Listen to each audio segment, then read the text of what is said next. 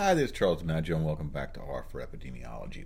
In this screencast, I want to talk about how to read in a data set from an external source, and that really is going to be probably where you're going to be spending most of your time.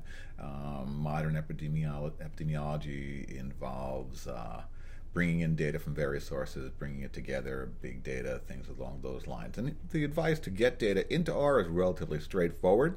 The first thing I would tell you is that your primary go-to tool, your real sort of bread and butter tool to get data into R is the function read.table. So it's read.table, and then you'll put a bunch of options in there to read that table in. So read table is actually how you get data into R. My second little bit of advice is, if you can, at all possible, and even if it doesn't seem possible, try to make it possible. If at all possible, get your data or transform your data into .csv, comma separated value format. It'll have a name of some kind and a path name, but if you can get your data into CSV format, it will really make your life much simpler. There is a version of read table, it's actually just a convenience wrapper for some read table options, called read.csv, and then there are some options for that and arguments for that, and this is how I almost invariably read in my data. There are other ways to do it, there are other approaches. The only other option I would consider is sometimes you get fixed with files, which is like, for example, like the Sparks data set that we discussed. So if you do have a fixed with file, there is a version of read table called read.xfwf, I believe it is. And I may have to go back to that and take a look at, let me just look that up and make sure I'm not sending you the wrong way. Yes, it is read FWF. So read fixed with file is a way to read in those flat ASCII files. So like these are for flat files or so-called ASCII files, where basically it's just a number of observations all crammed up against each other. So let's go through an example of reading in a table. And as I said, the way I would do it, I believe, is simply with a read.csv. And what I'm going to do is I'm going to show you an example of reading in a table from my website, which we've actually done in a prior screencast. And what I would do is I would, first of all, if you're starting off, and you want to know and you want to use read table, easiest thing to do is just bring in the help file for read table. You do that right here, and here you would get most anything you need or want to know about read table. Some of the important things, for example, are that the very first argument identifies the file, and the file has to be in quotations. It has to be a full file path, and you can see if you scroll all the way down to the example, they should actually have it here, and of course they don't. But I'm telling you, it needs to be in quotations, it needs to be a full file path. And I'm going to make a quick, I'm going to mention a little quirk about reading in a file for in R, and if you're in the Windows system, there is an option for whether the first row is a header. The separator is by default set to nothing. One of the things that read CSV, read comma separated value files, does is it sets this to it basically sets this to a comma. There is an option for quotation marks. There are any number of whether like strings or whether NA, whether there is a way to identify strings. Some of these things we don't need to really talk too much about. One thing that I would bring up that is very, very important here, strings as factors. Strings as factors equals, and it's set to default, and it says strings as factors equals default strings as factors.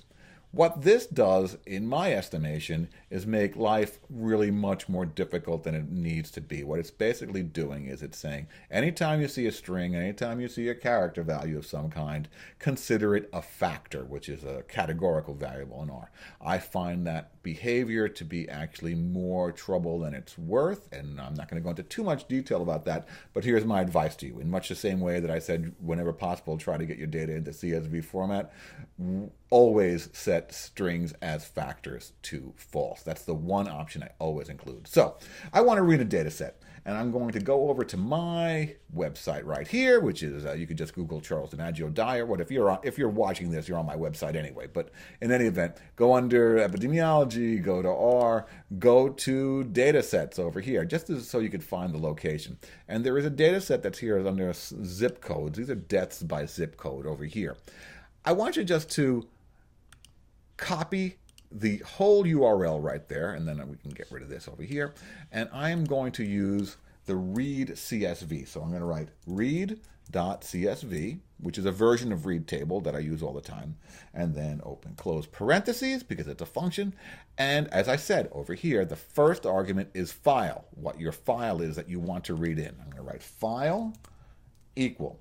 And then, very important that you put it in quotations, open, close quotations, and I am just simply going to paste that URL that I copied from my website. Then I am going to put a comma to put in my next option, which as I said, is I will always set strings as factors equals to false. I'm just going to copy this right here, paste it over here, strings as factors equals false. That's just basically what I will do. If I submit this, it should read it in. I'm just going to close this out right now. And, oh, this is what it did exactly. What it did was it read that file. Now, if you remember, if you go back over here, right, here's that file. What it did is it just read it in to my console. Did nothing other than sort of read it in. And this is the first sort of like error that some folks make. R requires you to save it as an object of some kind. And I should have mentioned this earlier, but read table, read CSV, create data frames. It reads in these things as data frames. If you don't save it anywhere, it just reads it to your console. It's nowhere. If I were to submit my ls command over here, what I would find is there's nothing. I haven't saved anything. So I need to save this in some fashion. I'm just going to call it zips, or I'll call it deaths, because these are actually deaths by zip code. Death zips, I'm going to call it. There you go. And I'm going to save it with my assignment operator now. So now I'm going to run basically the same function, except I'm saving it.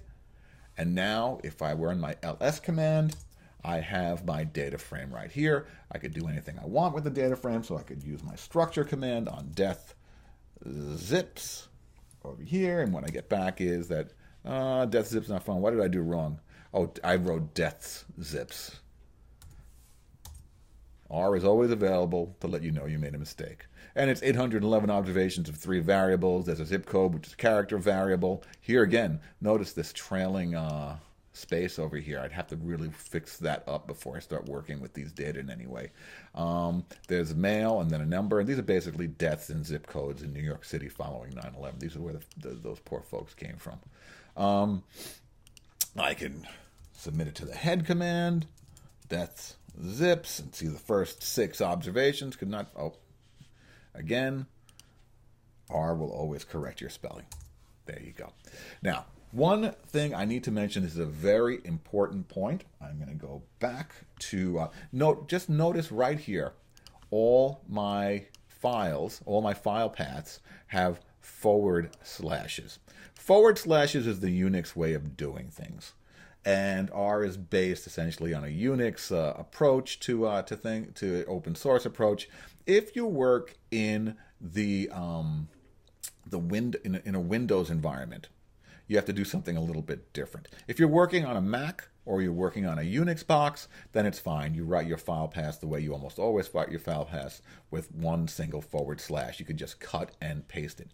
If I were working on a Windows machine here, what I would have to do is for each one of these forward paths over here, I would have to put in, actually, no, as a matter of fact, this would work because it's on a URL, and I think Windows will go out and find it. But if I were working in my own Windows machine, and I had some sort of, I'm just gonna grab some of this right here. Let's say I just had this right here, and I wanted this. Copy it, I'm going to paste it over here. And if I was working on a Windows machine and it would be sort of like, my docs or whatever Windows works, and then it's a backslash. Now here's the thing, right? Windows works with backslashes. If I were to submit this with backslashes to R would be very upset and would not do anything for me. Basically, R would just spit me back I'm just putting all these. So this is the way this file might look on my machine in Windows. This is a real important point, a real annoying point. It took me like a week once to figure this out. What R wants is an escape character. And the escape character in Unix just ends up being a backslash. So if you want to submit your native file structure to R and you're in a Windows environment, your machine is Windows, you have to use double backslashes. That's all it really comes down to. Everywhere you see a backslash on your file path when you're trying to read in some sort of data file, you have to use double backslashes. Real important point, real annoying, really sort of petty and small and hard to sort of track down. And if you were to search for that for help, you would basically be looking for something saying, there's something wrong with read table, there's something wrong with my file, there's something wrong with the universe, but in fact all you need is this escape. So that's my advice. If you're in Windows, just use a double backslash. Otherwise, on Macs and Unix, it's really straightforward. Again, whenever possible, use read.csv or adapt read table or one of the forms of read table like read.fws for fixed width file, and you should have no problem bringing most any data set into R.